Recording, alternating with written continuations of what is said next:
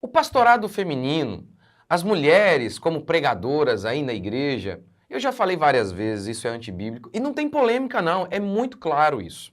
Mas hoje eu quero dar dois motivos que explicam muito bem por que elas querem tanto ocupar o lugar que Deus definiu que deve ser ocupado pelos homens. Curta, comente, se inscreva, bora para mais um vídeo. Então vamos lá. Primeiro, eu tenho que dar uma recapitulada aqui, bem rapidamente. Paulo fala em Timóteo que não permito que a mulher ensine e nem exerça autoridade de homem.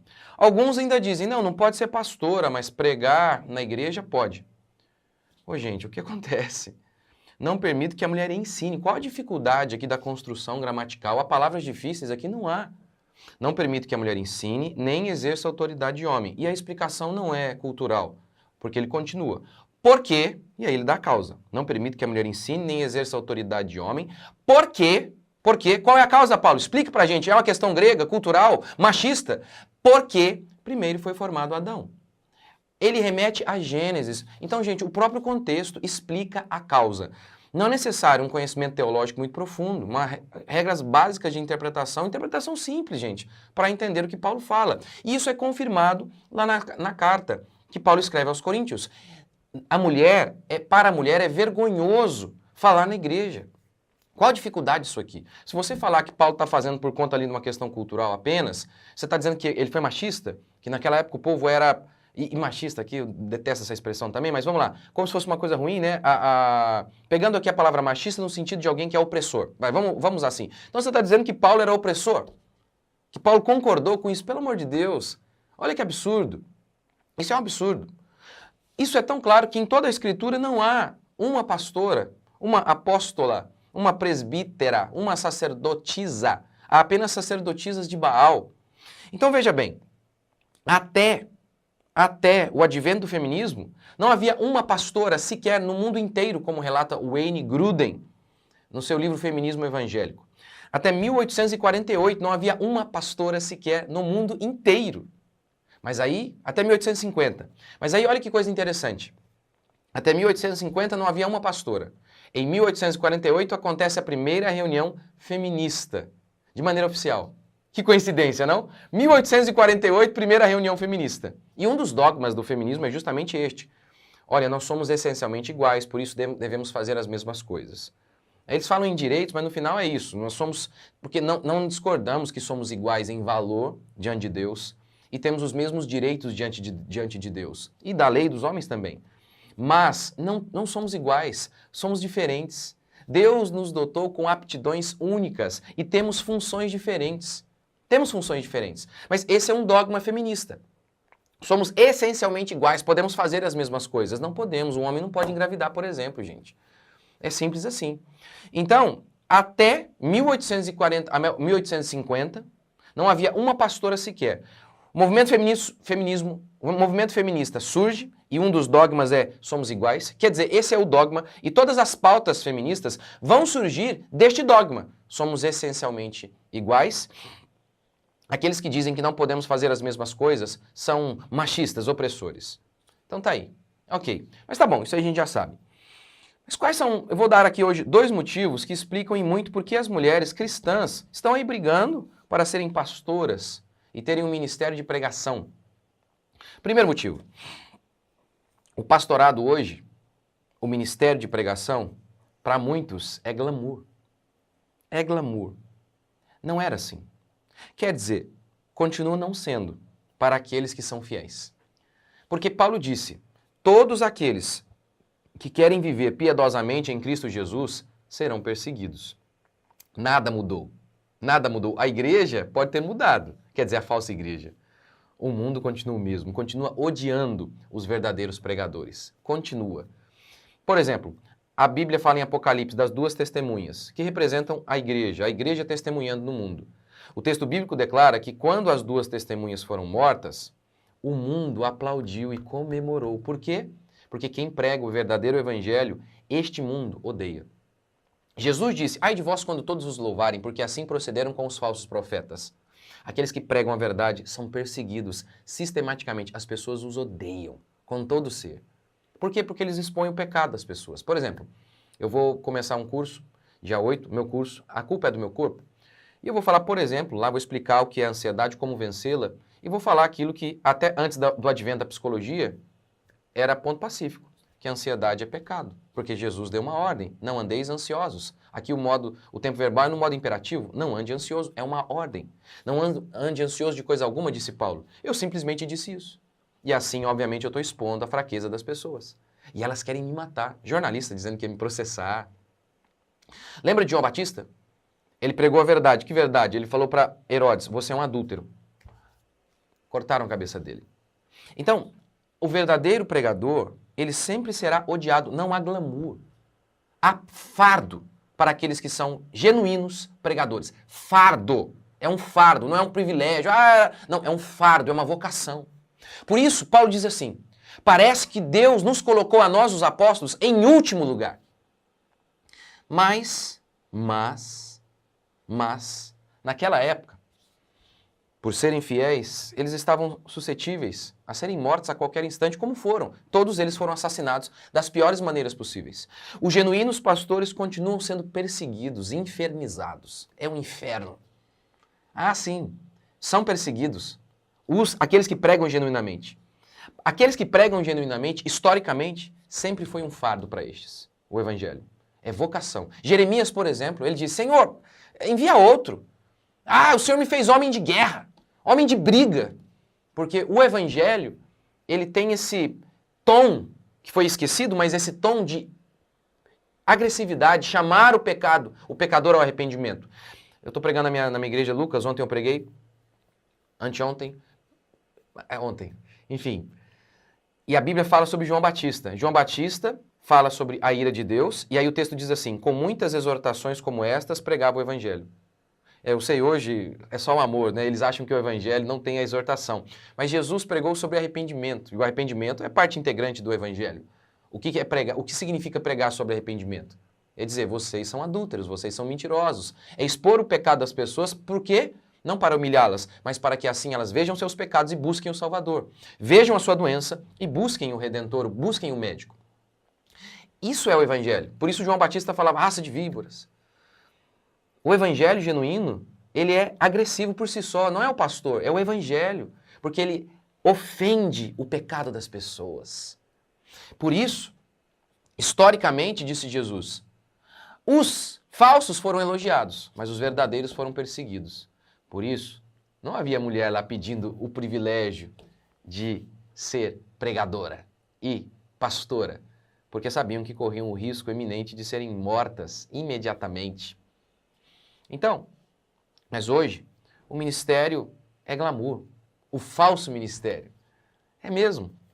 Já viu essas pregaçõezinhas dessas mulheres? Essas coisinhas bobinhas e simples. Cadê o confronto? Que é parte integrante do evangelho. Nem há mesmo, sabe por quê? Porque as mulheres não são naturalmente confrontativas. Não são.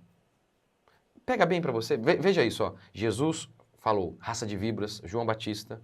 A pregação do evangelho, ela tem um ar bem pesado. Pega bem, imagine, uma mulher, raça de víbora, nem combina, nem combina.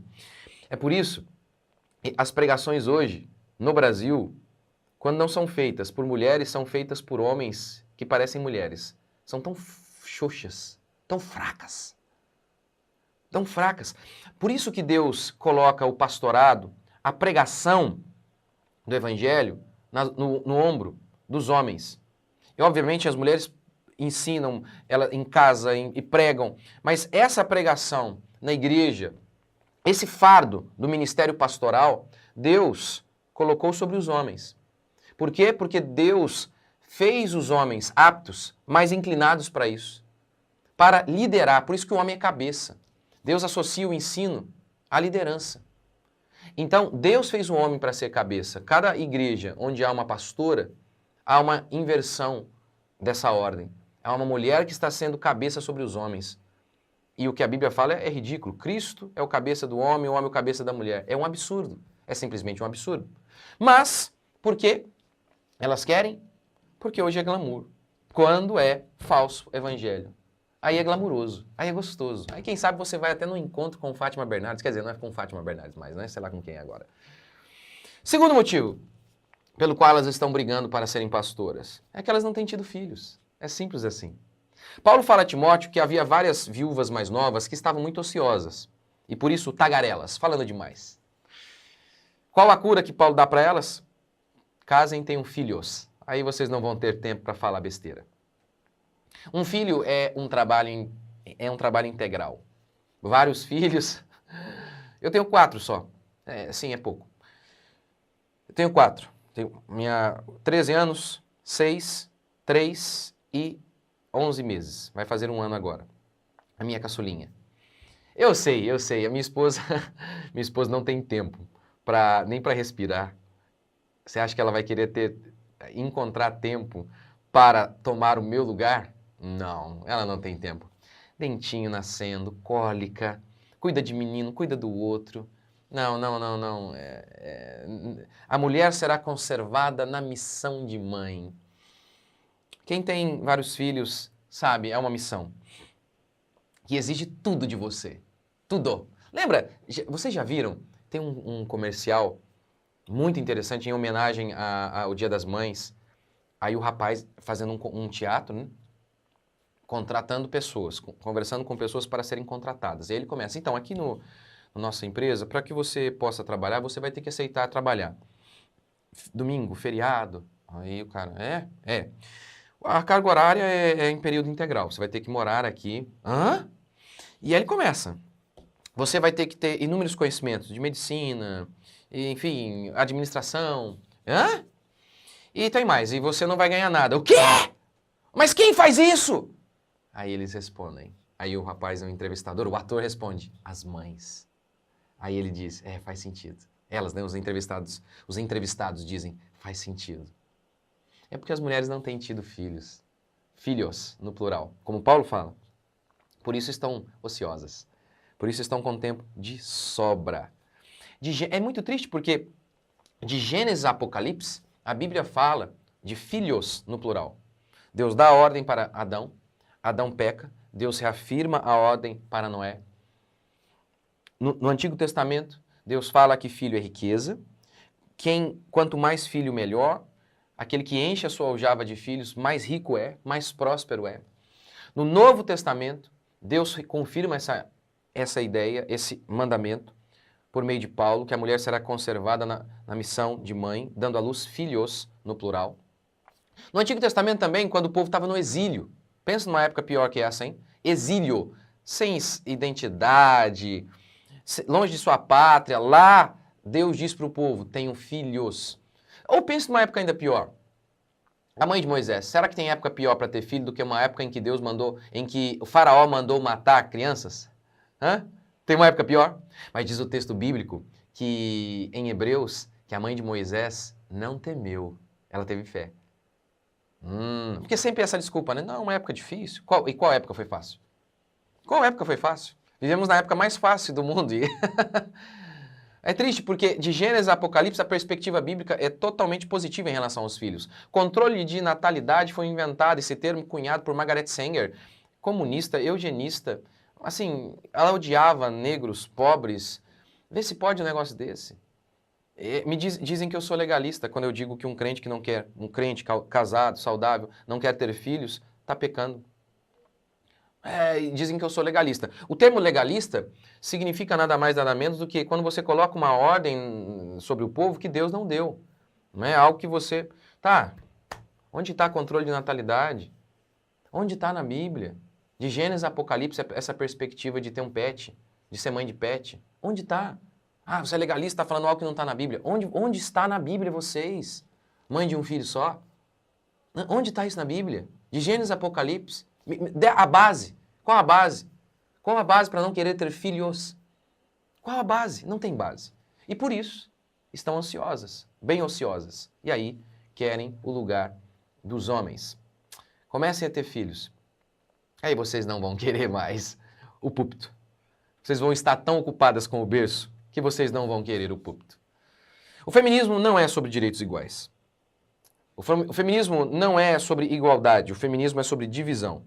nos dividir, homens e mulheres, para que então nos tornemos frágeis e o Estado possa servir como Salvador, como Messias. Mas na verdade ele não será Messias, ele apenas se aproveitará de nossas fragilidades para tornar a todos nós seus escravos. E aí, hoje, as mulheres não têm criado seus filhos. Essas crianças crescem sem laços, são facilmente captadas pela esquerda. Você nunca viu? Não notou a quantidade de pastoras com seus filhos perdidos por aí? É de chorar. É de chorar. É de chorar. O feminismo tem feito isso, nos dividido. O cristianismo, entretanto, nos une. Entende os dons que Deus deu a cada um e então nós nos completamos. É sobre isso que é a fé cristã.